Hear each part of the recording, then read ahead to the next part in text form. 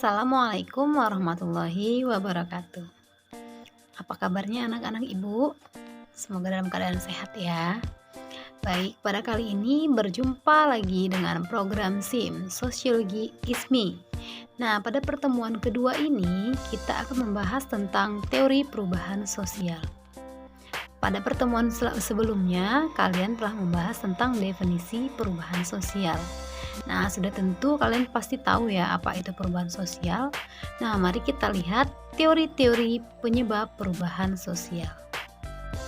Anak-anak ibu, pada kali ini kita akan membahas teori evolusi dan teori siklus. Teori evolusi menjelaskan bahwa perubahan sosial terjadi secara lambat. Nah, perlu kalian ketahui bahwa menurut Sujono Sukanto, terdapat 3 teori utama dalam teori evolusi. Yang pertama yaitu teori evolusi unilinear. Yang kedua yaitu teori evolusi universal. Dan yang ketiga yaitu teori evolusi multilinear. Selanjutnya, mari kita simak gambar berikut.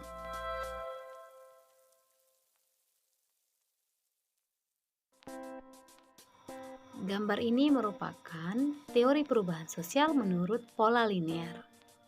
Di sini ada primitif, tradisional, dan modern. Artinya adalah bahwa perubahan sosial itu dimulai dari zaman masa primitif, kemudian masuk ke tradisional, dan terakhir kita masuk ke atau berubah ke zaman modern sekarang ini gitu. Paham ya sampai di sini?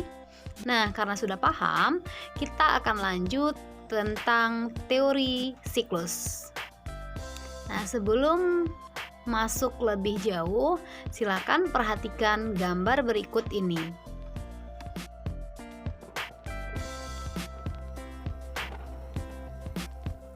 Teori siklus menyatakan bahwa perubahan sosial ibarat roda yang sedang berputar.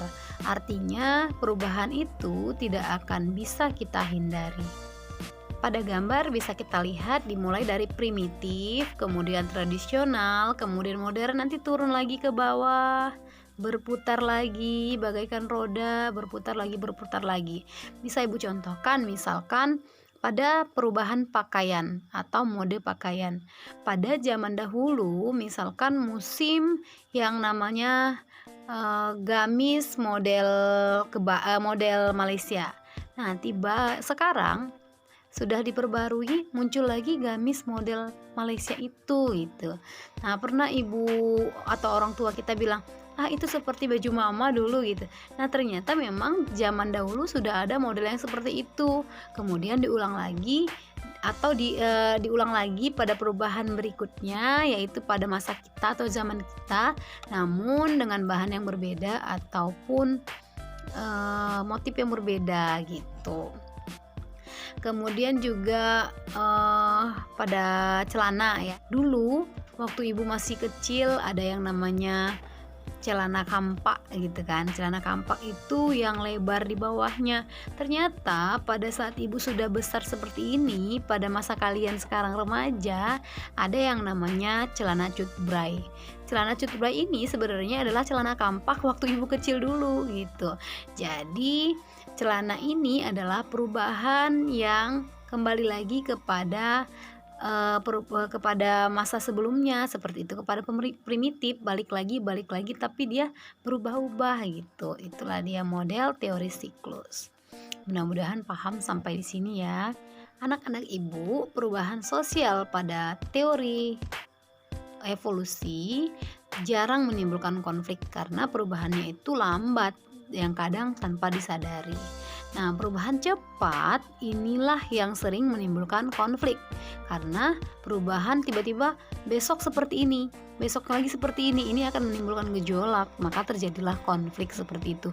Namun untuk teori evolusi, teori ini tidak menimbulkan konflik karena perubahannya lambat dan kadang tanpa disadari sudah berubah gitu. Oke ya, paham sampai di sini ya.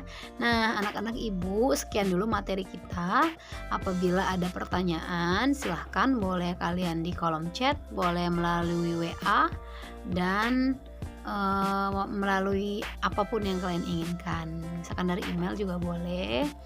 Kemudian terkait tugas, apabila ada yang juga kurang dimengerti, sudah Ibu berikan catatan atau notnya, kemudian masih tidak dimengerti boleh japri, begitu. Oke ya anak-anak Ibu, sekian pembelajaran kita kali ini. Wassalamualaikum warahmatullahi wabarakatuh.